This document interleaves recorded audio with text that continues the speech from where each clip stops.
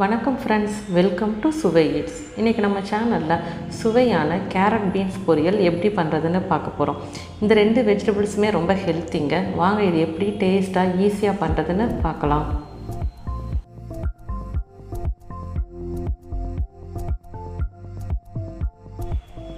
ஒரு பேனில் 2 table spoon அளவு எண்ணெய் எடுத்துக்கலாங்க.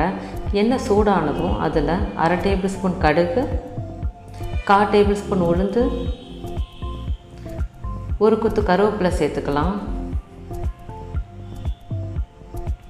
இதெல்லாம் பொரிஞ்சு வந்ததும் இது கூட பொடியாக நறுக்குன வெங்காயம் 1 சேர்த்துக்கலாங்க. 2 பச்சை மிளகா பொடியாக கட் பண்ணி சேர்த்துக்கலாம். பச்சை மிளகா உங்கள் காரத்துக்கு தகுந்த மாதிரி சேர்த்துக்கோங்க. இது கூட உப்பு தேவையான அளவு சேர்த்துக்கலாங்க. உப்பு சேர்த்து வதக்கும்போது நமக்கு வெங்காயம் சீக்கிரம் வதங்கிடும். இப்போ வெங்காயம்லாம் நல்லா வதங்கிடுச்சுங்க. இப்போ இது கூட 1/4 கிலோ அளவு பீன்ஸை பொடியாக கட் பண்ணி சேர்த்துக்கலாம்.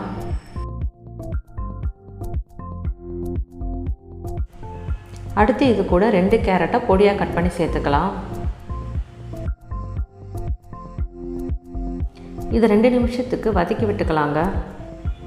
கேரட்டும் பீன்ஸும் நல்லா பொடியாக கட் பண்ணிக்கோங்க, அப்போ தான் சீக்கிரம் வேகும். இப்போ இது கூட தண்ணி ரொம்ப கம்மியான அளவு சேர்த்துக்கலாங்க. 1/4 கப் அளவு தண்ணி நான் இப்போ சேர்த்துக்கிறேன். இது நல்லா ஒரு தாட்டி கலந்து விட்டுக்கலாம்.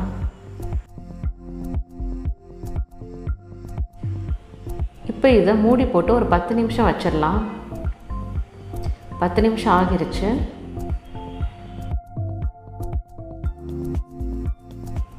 இப்போ பாருங்கள், தண்ணியெலாம் நல்லா ட்ரை ஆகிருச்சு. காய்கறியும் வெந்துருச்சு.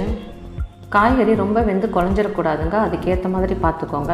இப்போ கடைசியாக துருவின தேங்காய் 1/4 கப் அளவு சேர்த்துக்கிறேன். நீங்கள் தேங்காய் பூ சேர்க்கும்போது தண்ணியெல்லாம் வற்றி ட்ரையாக இருக்கணும். இப்போ தேங்காய் பூ சேர்த்ததும் அதை மிக்ஸ் பண்ணிவிட்டு ஸ்டவ் ஆஃப் பண்ணிடலாங்க.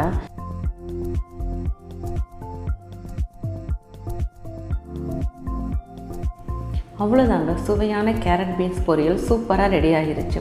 இது ரொம்பவே குவிக்காக பண்ணிடலாம். இதில் கேரட் பீன்ஸ் ரெண்டும் சேர்த்துருக்கனால டேஸ்ட் ரொம்பவே நல்லாயிருக்கும். குட்டீஸுங்க ரொம்ப விரும்பி சாப்பிடுவாங்க. இது ரசம், சாம்பார், காரக்குழம்பு எல்லாத்துக்குமே சூப்பரான சைட் டிஷ்ங்க. கண்டிப்பாக இந்த ரெசிபியை நீங்கள் ட்ரை பண்ணி பாருங்கள். உங்கள் ஃபீட்பேக்கை கமெண்ட்டில் சொல்லுங்கள். நன்றி.